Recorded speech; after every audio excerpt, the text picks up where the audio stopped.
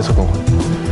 Estamos platicando de un tema que seguramente interesa en casa, que es qué pasa con el tipo de cambio, cuánto nos afecta real y en términos de percepción.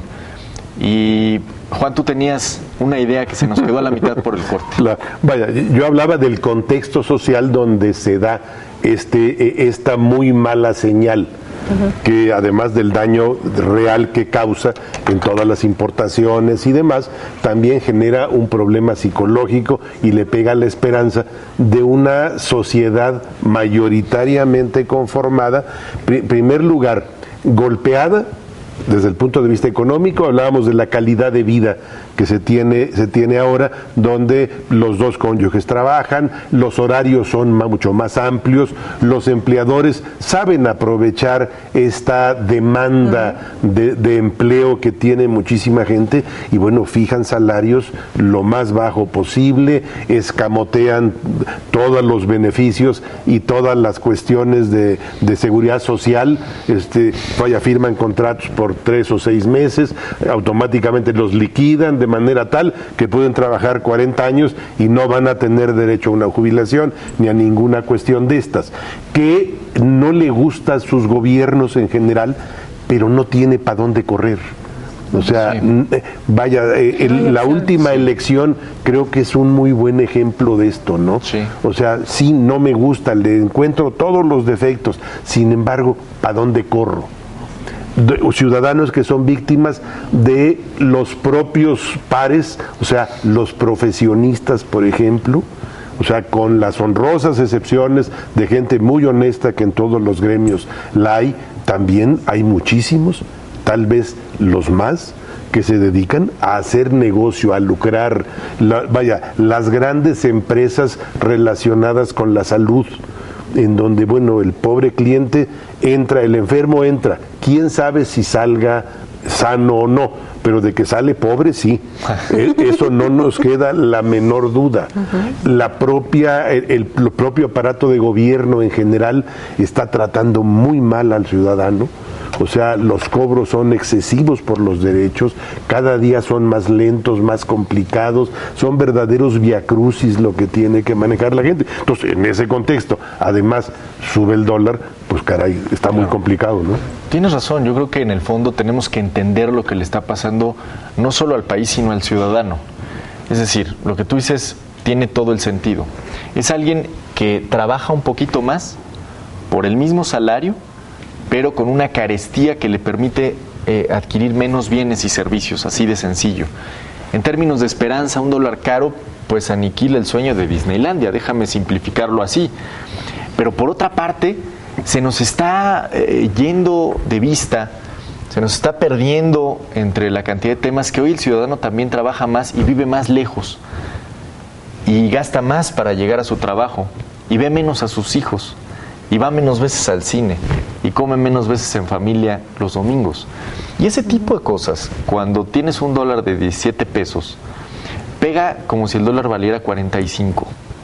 Es decir, tienes un caldo de cultivo social que además perdió en muchos sentidos la válvula de escape político que representaba la alternancia en la democracia.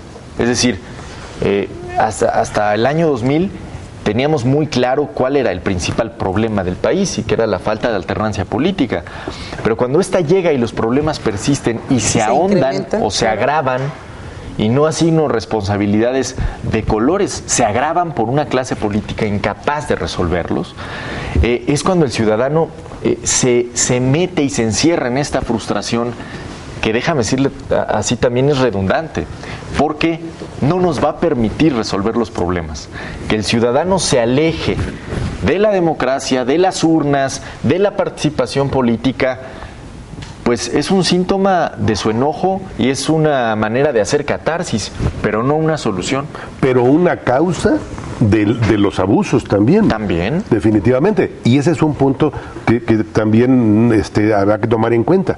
Ese ciudadano al que estamos caracterizando como que trabaja más, gana menos, tiene menos satisfactores, al mismo tiempo ve cómo los servidores públicos se enriquecen, cómo viven como si fueran marajás. ¿Cómo viene esa diferencia en las clases, no? Pero además, para acabarla de amolar, los medios de comunicación ahora tienen el poco buen gusto de enseñarnos todos los días los casos de corrupción, que bueno, además de que gano poco y estoy en esa cosa, veo cómo otros roban y se llevan a paletadas el dinero. Que qué bueno sí que se sepa. Sí está... ¿No? Sí, no, pero ya con lo que se sabe es para picarle el hígado a cualquiera, ¿no? O sea, vaya, es verdaderamente indignante, ¿no? Ahora, platicábamos un poco hace unos días con el tema de los resultados de Coneval y las mediciones de pobreza, que en realidad la política social en este país no puede resolver lo que la economía no resuelva por sí misma y lo que la economía no jale como motor. Es decir, tú puedes ampliar cuanto gustes los programas sociales, pero si no estás generando empleos, te estás engañando. Otra vez, estás poniéndole compresas frías al enfermo sin resolver la infección. El caso de los comedores comunitarios para que los niños coman y demás, suena precioso, definitivamente. O sea, el ver a los niños comiendo, funciona, pero es criminal que no haya un programa para generar sustentabilidad en esto y que vayamos a terminar en que sea la limosna la que mueva este motor. O sea, sí, vamos a darles de comer, claro, pero vamos a generar condiciones para que después puedan generar la fuerza de trabajo, la riqueza necesaria para que esto sea solamente un paso. La entrega de despensas tan socorrida en este país debe de ser una salida emergente, transitoria y amarrada a otro tipo de programas, claro, sí. Porque si no, sí es criminal. Es la compresa que decíamos, le aplican la cataplasma, pero ya le estamos aplicando el antibiótico, ya le estamos metiendo el y entonces ya es correcto. Lo otro es demagogia pura, ¿no? No nada más es el pescado, ¿no? Claro. Genera. Sí, y ahí yo, le pondría nombre y apellido. O sea, en términos de propuesta, en términos de qué hacer, o cuáles serían en efecto los antibióticos económicos de este país, para mí hay dos que son claros y que tienen que ver con voluntad política.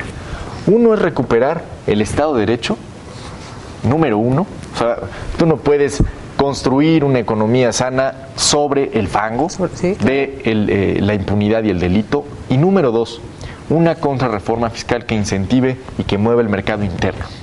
Si tú no logras eso y tienes las dos caras de la moneda en la economía, una exportadora que sonríe y un mercado interno totalmente deprimido, no vas a poder sacar a esta gente del limbo económico, porque no estás generando las condiciones para la inversión privada, el empleo bien pagado, la seguridad social y el consumo. Si tú no logras construir esa cadena, si no logras incentivarla, puedes gastar todos los recursos fiscales en los programas que quieras, no habrá dinero que alcance. La cobija será eternamente pequeña para un país tan grande. Y le da razón a los críticos que dicen, bueno, lo que pasa que esos problemas sociales, la desigualdad, la pobreza y demás, se están administrando solamente en beneficio electoral de unos pocos. O sea, ¿para qué resolvemos el problema si nos deja un chorro de ventajas, ¿no? O sea, habría que romper este esquema de los paquetitos, de las despensas, los apoyos y demás, así simplemente como dejarlo en agradecimiento. El gracias, señor gobernador, gracias, señor presidente, porque nos estás regalando los libros de texto, porque nos das uniformes. O sea, eso no es sano para ningún país. Definitivamente lo único que hace de dependientes, ¿cómo se llama? Limosneros profesionales y dependientes totales del aparato público. Yo creo que sí hay una franja poblacional, Carmen, que necesita de la asistencia social. Sin duda. Pero estoy de acuerdo. Hay una que se asocia a un interés eminentemente político, que es una franja mucho más grande de la que debería. Y es esta que crea incentivos perversos en las que el ciudadano mismo tiene menos incentivos para trabajar, para salir adelante, para buscar algunas otras alternativas que no sea escamotearle algo al gobierno. Mira, yo estoy totalmente de acuerdo. O sea, hay programas de apoyo que son indiscutibles. El de las escuelas, por ejemplo.